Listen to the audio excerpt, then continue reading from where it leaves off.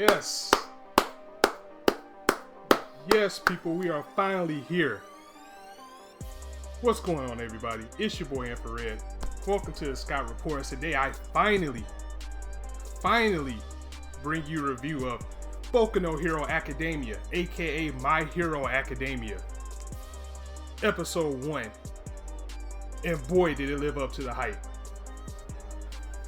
I have been pushing this series to my friends easily for a year. I started reading the manga when it dropped because Shonen Jump was doing a good job of pushing it, because at the time Naruto was ending. They knew they were going to need a replacement. And boy, did they get it with this series. We're only episode 1. I mean, I've already been hyped because I'm a manga reader, so I know what's coming. But everything just hit on the right notes in every aspect that I can think of in this episode, from the opening to the music to the introductions to everything. I'm crowning it. I'm putting the crown on the head of Boku no Hero Academia right now. Anime of the year. Easily. I know it's just April. Anime of the year. This year's One Punch Man for sure. But without further ado, let's get on with the episode. So first and foremost, our first scene starts off where we see our main character, Izuku, protecting a kid who is crying from 3 bullies. You know, he's saying he's already had enough. Can't you see he's crying? Stop it already. And it's high school, it's kids. Well, it's not high school, it's elementary school. It's kids, it's bullies. You know how they go. They mop him up like, get out of the way, you bum. And even though he got beat up, he still put his body on the line to save this kid. And as he's laying there reminiscing on the fact, you see the strong sense of justice in this kid, that even though, you know, he didn't overcome the odds, it didn't deter him from wanting to achieve his dream, which is being a hero.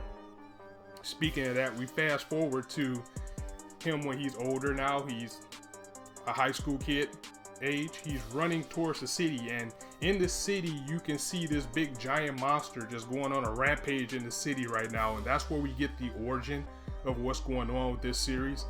See, in this city, and this city is called Queen, and all across the world even, there was a baby that was born many years ago, and that baby sent out some type of essence that gave 80% of the people in the world powers. And with 80% of the people in the world having superpowers, that means that superheroes and being a hero, because whenever there's heroes, there's also people who want to use powers for nefarious means. There's always villains. So being a hero is like a profession now. Being a hero is the equivalent of being a policeman, is being a firefighter. I mean, of course, with it being 80%, you know, it's still people who don't have abilities and they take up the regular jobs. But being a hero is like a profession for these people, and that's how much is gone. So we find that out. We get a little bit of backstory of how everybody is the way they are. And with this monster rampage in the city, we get our first look at one of the well-known heroes around. His name is Kamui Woods. He's a ninja and he throws out like wood power.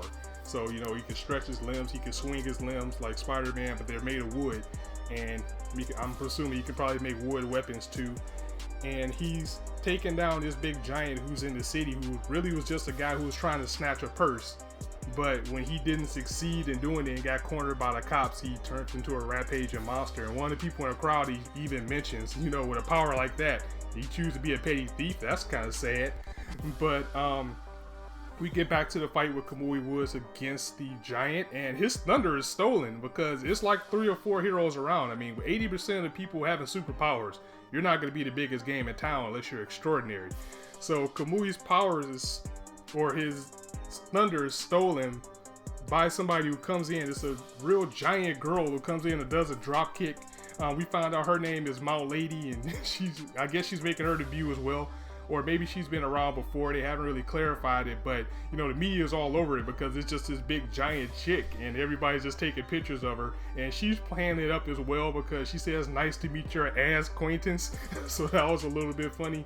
And Deku's a fanboy. All while this is going on, you know, he's cheering, he's doing commentary, and he has a little notebook. And in his notebook, he writes down everybody he encounters as far as heroes. He writes down their powers. He writes down like the possibilities of what they can do with those powers, like his strengths and weaknesses. For example, Mount Lady, he's actually writing down in his book, like, she turns giant, so that can cause a lot of collateral damage. You might want to take that into consideration. See, I like where this kid's headset, and something you'll learn about me throughout these videos is I love psychological and intelligent characters. Not so much as nerds, but characters that use their mind and characters that prepare and get things ready. And we can already see that in Midoriya already, in Izuku. He has a strong sense of justice, and he takes notes on pretty much everything about heroes. He's studying every aspect of the game that he can find right now. And he's a big fanboy. He wants to be a hero. But so after this is over, he goes to school. And in the school, it's the last day of middle school. So the teacher is saying, well, now this is going on. You guys are going to have to figure out what you're going to do with the rest of your time and start figuring out what school you're going to go to. This is when we're introduced to Bakugo, who I don't want to really go into spoiler territory, but just off of first glance, he comes up as the bully character. I mean, he's sitting back. Everybody in class has powers except Deku, which is a little bit sad. And Deku is a name that Izuku has that Bakugo is giving him in kind of a ridicule type of way. He's like, I'm the best person in his class. He has a fire power. He can generate fire from his hands. He's like, I have the best powers in his class. And I'm going to UA High School. And UA High School is one of the top schools in the world almost for superheroes and superhero activity.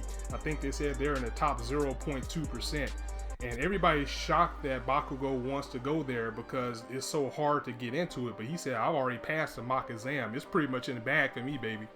So he declares that he's going to UA. And then the teacher makes a little crack that, Izuku wants to go to UA as well, and everybody just started busting out laughing because, again, he's the only person in his class that doesn't have an ability, so he has to feel like crap. And even Bakugo is kind of pushing him around like, yeah, right, you're going to UA for what? Studying? You can't, that's not a power. And he's trying to plead his case. He's saying, now that's not a requirement. You can go in there based off of smarts or whatever. But Bakugo is not trying to hear it. He's like, whatever, get out of here. You're not going to school to UA, and if you try to go there, I'm just gonna beat you up when I see you. So I'm gonna go off rails a little bit here, but I know Bakugo, again, he's starting off as a bully character, but stay tuned. He's personally my favorite character in this series, and once we progress along, you'll see why about that. And they go into a little bit of the backstory about things. Like, again, we found out many times that Izuku doesn't have a quirk. He can't have one. He's one of the 20% of the people in the world that doesn't have a quirk. And they go into his backstory.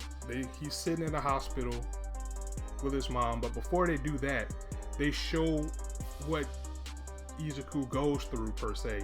Like, when he was a little kid, every day he would beg his mom to go on YouTube and watch the debut of the biggest hero out there, All Might. And All Might is basically this anime Superman, for lack of a better description.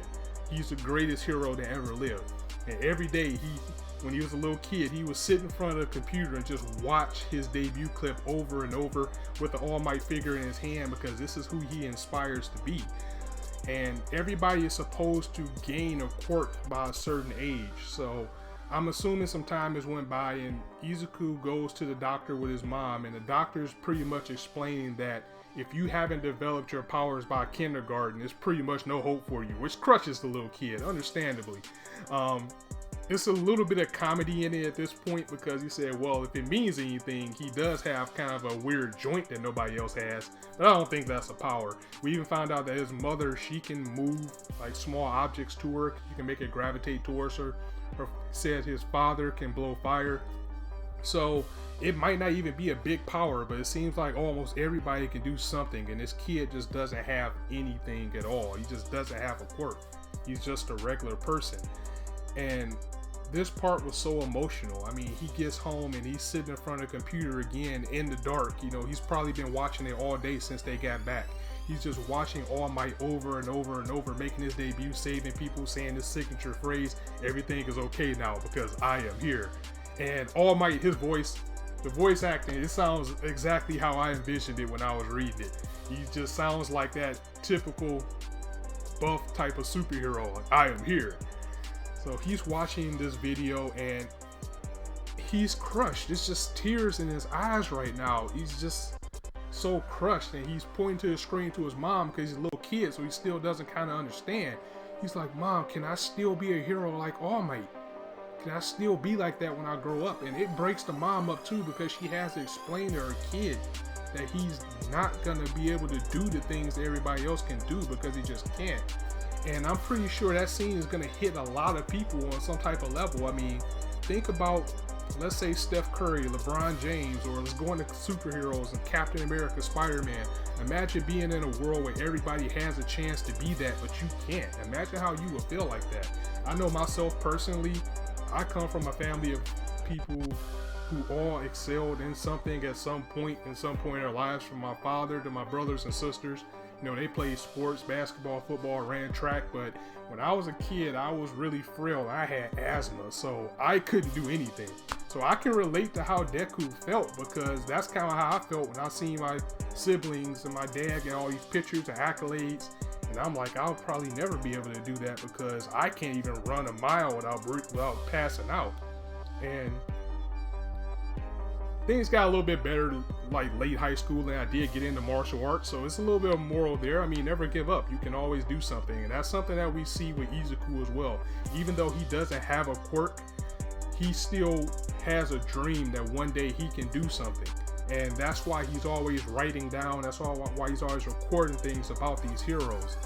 And we flash back to his life now, and we see someone in the middle of the city. It looks like a big blob monster running, and everybody's like running and screaming because it's a big ugly thing just running away. And we see somebody come from a supermarket. It's like a silhouette of a person who looks kind of small, but then he morphs into like a big shadowy figure. But once he turns to that figure, everybody turns around and gets happy, and this monster is rampaging through the city, and it actually runs into Izuku on his way home, and he engulfs Izuku up, and he's trying to take Izuku's body because the monster says, I need to possess someone. That's my power to keep going. So right as that's happening, we see our boy All Might. He charges in once again with the famous quote, everything will be fine because I am here. And he does his move, and he rears back and says, Texas Smash, and he punches at the blob monster, and he didn't even make contact. The wind pressure from this Texas Smash was so strong that it blew the blob into pieces, saving Deku. And Deku passes out because he was getting suffocated by the monster, and he wakes up to see All Might is there, and he immediately fanboys. He acts just like how you act if you've seen your favorite person in the world just over you. He's like, oh my god, it's All Might, oh my god, I can't. He's talking fast, he can't form sentences. He's just so excited, and he's looking for his book to get an autograph for All Might, and then he looks in, and All Might's already signed it for him, so he goes even further into excitement, like, oh my god, thank you. He's so grateful. So All Might's like, there's no problem, kid. I'm sorry I got you mixed up in this. I have to go now. And he starts to fly away. And as he's flying away, he sees Deku holding on to his leg. And he can't just drop the kid because he's up in the air. I mean, they're thousands of feet in the air right now. And while this is going on, All Might seems like he's in a rush to get away. And he coughs, and we see a little bit of blood come from his mouth as he says, shit. So he drops to the building, and he drops the kid off there like, okay, you'll be safe here. Just go get some help. And once again, I'm sorry for everything that happened. You have a good day. He tries to evade off again, but before he lets All Might leave, he makes one more declaration as he screams out to All Might, is it possible for someone who doesn't have a quirk to be a hero as great as you? And again, this has been the point of the entire episode so far, is just holding on to that hope and knowing that you're capable of doing greater things no matter what you're told. And something must have clicked within All Might as he looks back at him and smiles, and that cuts out to our episode. And it's phenomenal. I'm giving the episode a 10 out of 10, and I don't even do ratings, but if I had to, there's still a few things that has to come out as far as today and a few days into next week, but this is definitely going to be the anime of the season, if not anime of the year, in my opinion. On that note, there is some things that do kind of worry me. This is only a 13 episode series, Hopefully it get broken up into 2 cores where we'll get 13 episodes now and maybe 13 episodes in the fall. I would really like that. You know how anime intros are. They always show foreshadowing what's going to happen. And it's a little part in the opening that shows that we're at least going to get to chapter 20 in the manga, which is good. For 13 episodes, I think that's a good pace. But there's so much more that I would like to see because the anime's been out. Well, I'm sorry, the manga's been out for a year now, so it's a little bit more material they can probably squeeze in. At the same time, I don't want them to rush it though. I mean, this pacing was phenomenal. In fact, this episode only took up about half or maybe 2/3 of the first chapter of the anime, but keep in mind that the manga chapter was double size when it debuted, so in normal senses, this may have been 2 chapters of a manga, but this episode in particular only took up 2/3 of the original manga chapter. The other thing that kind of worries me right now is we know of a little anime that took the world by storm last season, and that was One Punch Man. And just by the aspect of this being about heroes and overcoming odds and heroes being a profession, and the better you are as a hero, the higher your status is, I'm worried that some people are so caught up in One Punch Man, they're either going to look over this and see it as a knockoff and not give it a chance, but at the same time, it could be a double-edged sword because people love One Punch Man so much. This could excel this series to the top where I feel it belongs. With Naruto ending, where Naruto ended actually, besides them doing the continuation, which is Boruto, with Bleach eventually ending one day, even though the sales have went down. One Piece will end in like 5 years. Hunter x Hunter is coming back, but who knows for how long.